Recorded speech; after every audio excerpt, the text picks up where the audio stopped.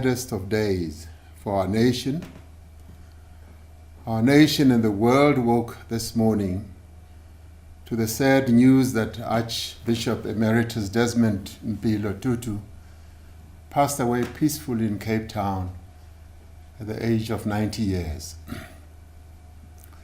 In this season of cheer and goodwill, at a time when many people are celebrating with family and friends, we have lost one of the most illustrious, courageous, and beloved amongst us. Archbishop Desmond Tutu was one of our nation's finest patriots.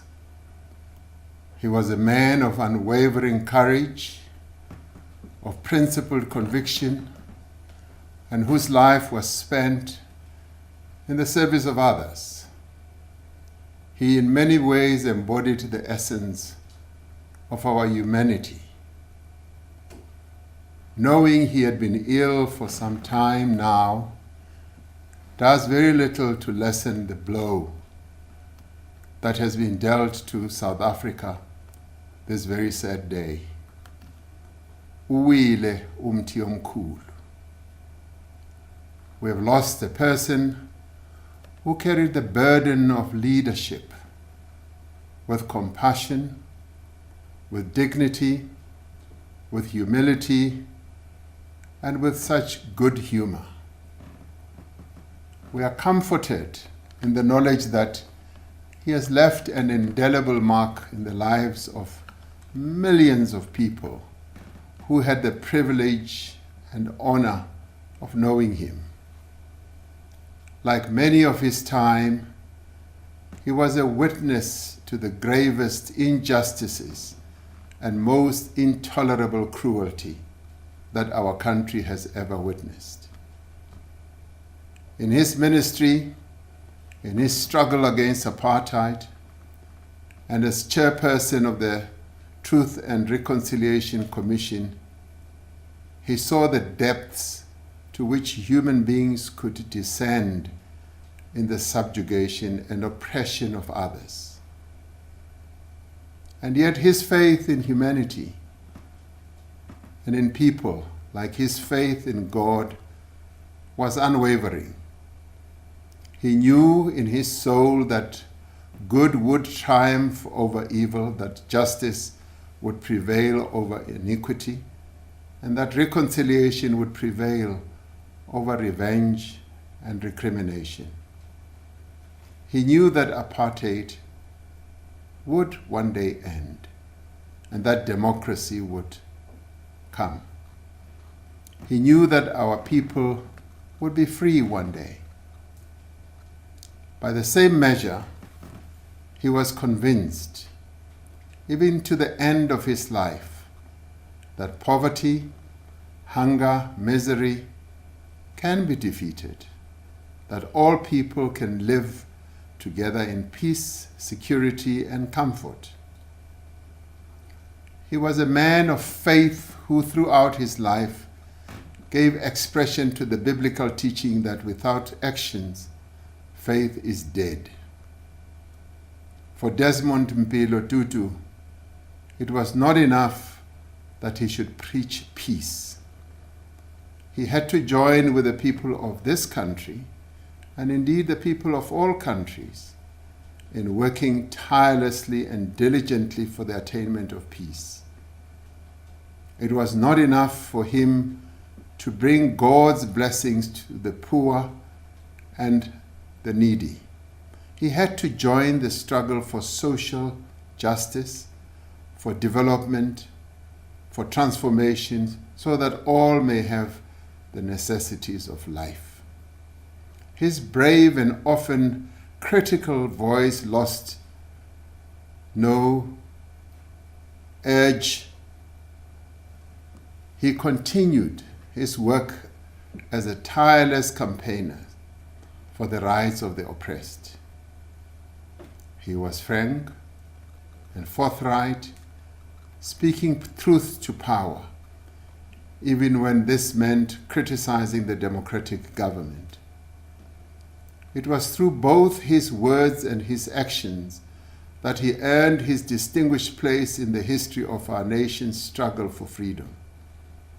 It was for these words and these actions, at the height of the brutality of the apartheid state, that he was honored with the Nobel Peace Prize. It was an honor that he accepted not for himself, but for all South Africans who stood for freedom, for peace and justice.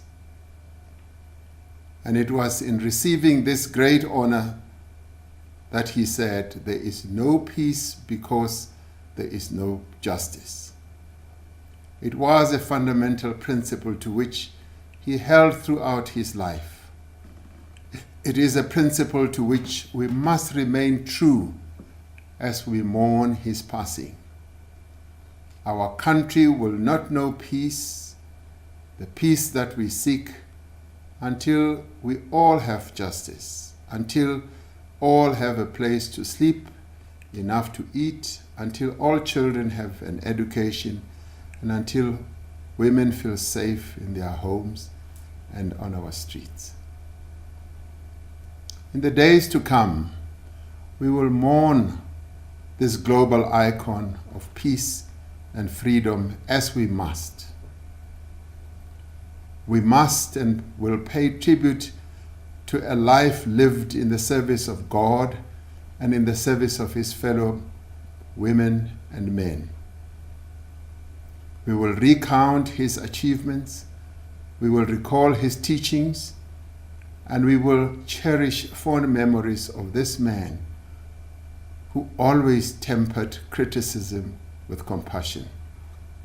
President Mandela said of him that he was a voice that was sometimes strident, often tender, never afraid, and seldom without humor and laughter. If we truly wish to honor his memory, let us reaffirm through our actions his conviction that it is only through justice that we may attain peace. Let us declare and let us demonstrate that even though the body has departed, the spirit lives on, the struggle continues, and the dream that resided in Archbishop Tutu's heart endures. Tonight, we carry on with our thoughts and prayers with Mama Leah Tutu and the Tutu family. Our entire nation shares in your loss and your grief. Know that even at this moment of great pain, we rejoice in a life that was dedicated to the betterment of others. We acknowledge the tributes paid to Archbishop Desmond Tutu by people across the country and around the world, and I mean from many countries around the world. This is a testament of the broad reach of Desmond Tutu's enduring persona and enduring values. Our nation's loss is indeed a global bereavement. In honor of the life and contribution of Desmond Mpilo Tutu, government will be led by the Anglican Church in the conduct of his funeral. There will be a period of mourning during which the national flag shall fly at half-mast at all flag stations countrywide and at South African diplomatic missions abroad. This will be observed from the time of the formal declaration of the funeral until the night before the funeral service. Details of the funeral and memorial services will be announced in the next few days. It cannot escape our notice that Archbishop Desmond Tutu departed this world at the time of year when much of humanity celebrates the birth of Jesus Christ. We cannot mourn his passing without recognizing the joy, the hope, and the light that the birth of Jesus Christ signified to Archbishop Desmond Tutu and continues to signify to people around the world. It was this joy, this hope, and this light that he preached and he celebrated throughout his life. It says much of the life and the meaning of Desmond Mpilo Tutu that this is a time both of mourning and rejoicing. It is a time to pay respects to the departed and to celebrate life with the exuberance and the purpose of our beloved Archbishop Desmond Tutu. May we follow in his footsteps. May we too be worthy inheritors of the mantle of service, of selflessness, of courage, and of principled solidarity with the poor and marginalized. Above all, let us abide by the words of 1 Corinthians 13, verse 13.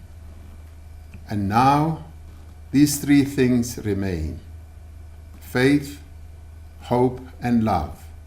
But the greatest of these is love. He loved his fellow men and women. He loved the church. But he also loved his country. Go well, good and faithful servant. You will be sorely missed. May God bless South Africa and protect its wonderful people. Nkosi sikelele Africa. I thank you.